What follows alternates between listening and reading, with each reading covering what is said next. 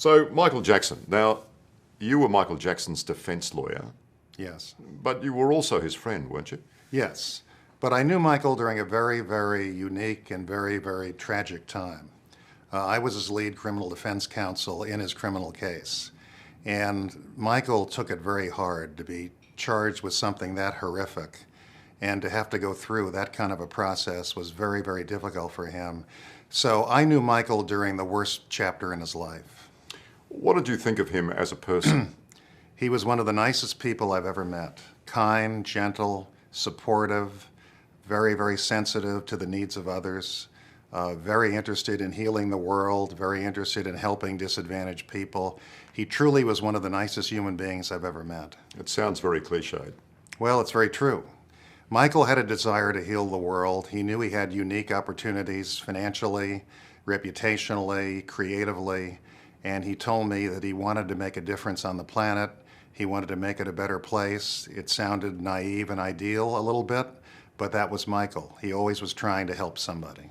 But you've been on the receiving end of a lot of fibs from a lot of people. You really think he was genuine? I do think he was genuine. I think he was a very kind person.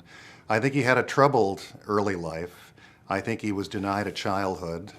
I think his family realized what a genius he was at a young age, and his father made him work very hard to perfect his talents. And in the process, I think he felt he was denied a true spontaneous childhood and wished he had had one. Do you think he's remotely or could have been remotely capable of doing any of those things? The things he's been accused of doing? Absolutely not. I am 100% convinced Michael never abused a child, never harmed a child, certainly never molested a child. I think this is hogwash. Are you on any sort of retainer at all from the Jackson estate? No, I'm not on any retainer at all. So no one's paying you any money to say nice things about Michael Jackson? No, no. I will always say he was a nice person. He was. He was one of the nicest people I ever met. But you, of all people, know the smoke and fire argument. Is there any fire? There's no fire here whatsoever. Sometimes, as you know, lawyers have to ignore the obvious in order to mount a defense. Would you have represented him if you thought he was a child abuser? Well, I have represented people in my lifetime that had strong evidence against them. And people always say to me, will you defend someone you think is guilty? And the answer is yes, because we criminal defense lawyers fulfill two functions. Number one, we make sure that innocent people get their justice, that they're exonerated. We also make the system work. I think we have the best justice system in the world. It's far from perfect. It convicts innocent people all the time. All you have to do is look at what DNA has done, all the innocent people that have been released from prison, people serving life sentences, people facing the death penalty, people whose families were devastated by their convictions, to know that this system is not perfect. And to make this system work the best, everybody has to fight for justice. Prosecutors have to do their job, judges have to do their job, defense attorneys have to do their job. I believe in making the system work. And I believe that prosecutors, police, governmental agents will be tempted to abuse their power unless they know good defense lawyers are going to expose them and fight back. So I believe in making the system work. I don't just hand-pick cases because someone looks innocent, although I've had a lot of people that certainly did look innocent for sure. But would you have represented him if you thought he was guilty? I would have to talk to him. I would have to find out more about the case. The answer is I take criminal cases because everybody deserves a defense. And when I got into this case, I really didn't know what to expect. The whole world was saying he was guilty. The press everywhere was atrocious. Friends told me not to take the case. They said you can't win it, and the rest of your life and career will be defined by this case. Everywhere you go in the world, people will say, you sent him to prison.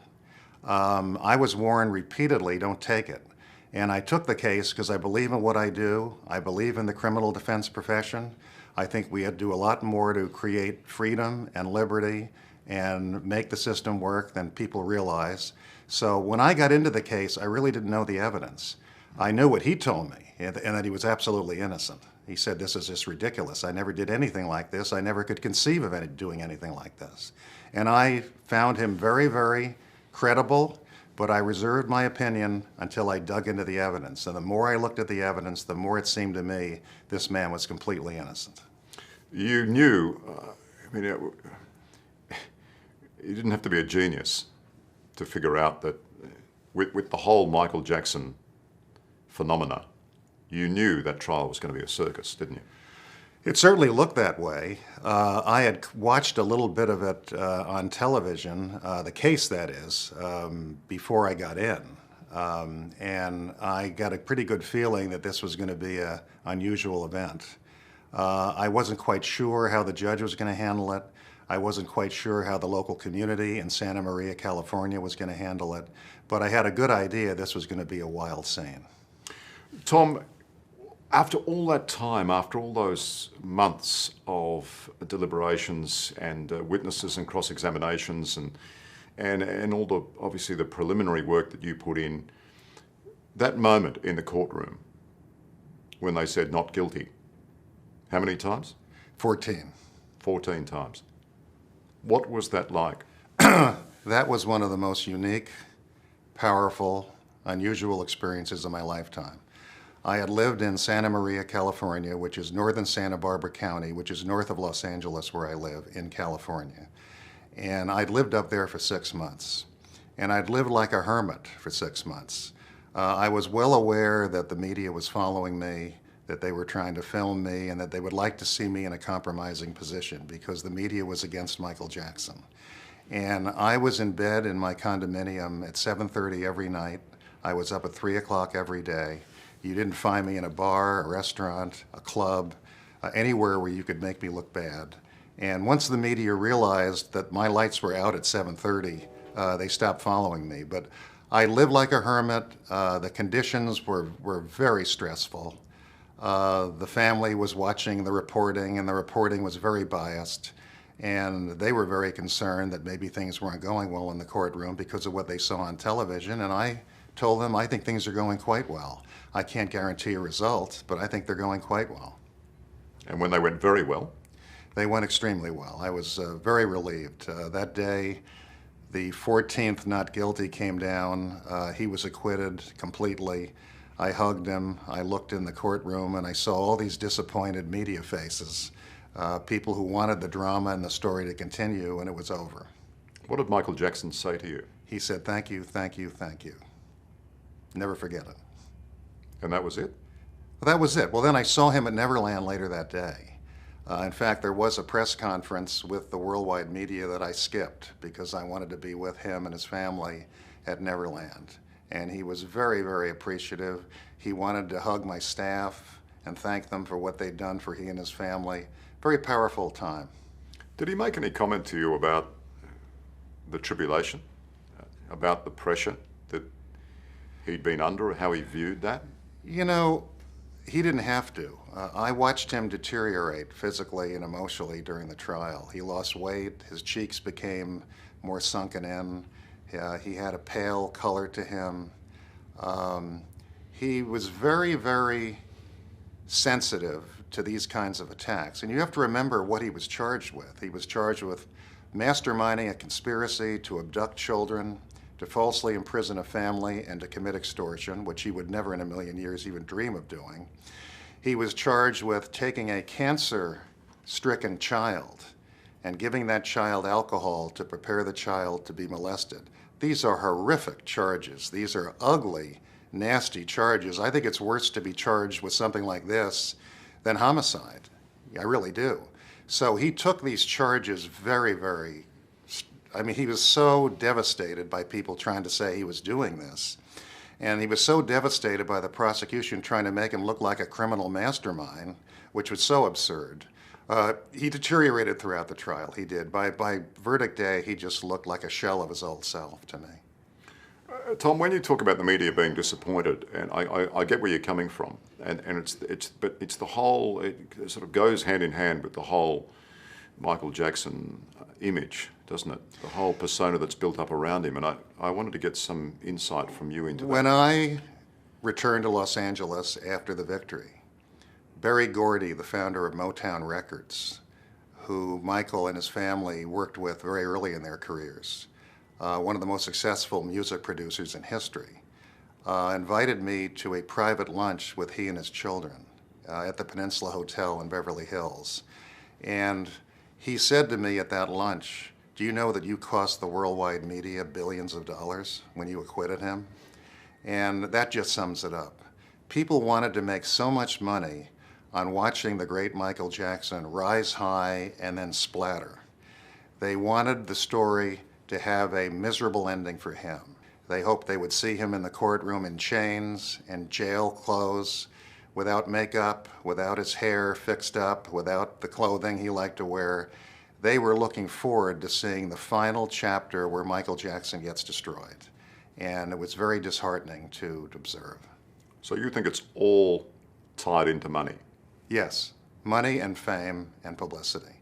Money, revenue, ratings, that kind of thing. The 8 days when the jury deliberated, at the end of the trial, I would turn on the TV and major networks in America were showing the jail cell they expected him to go to. They were talking about the schedule he would be on, when he would wake up, what kind of food he would eat, what kind of books he'd be allowed to have in the prison, who could visit him, how do they stop him from committing suicide. This kind of stuff was going on every day while the jury was deliberating, and I have to believe it was designed to influence the jury. Does money also explain the multiple accusations over the years of him abusing children? There's no doubt in my mind that it makes for a salacious story. It makes for a lot of curious viewers, a lot of curious readers, and people are very intrigued with garbage and violence and abusive reporting. Michael was a very, very creative spirit, a very vulnerable person. He was kind to people throughout his lifetime, and because of his wealth and his fame, he was a good target.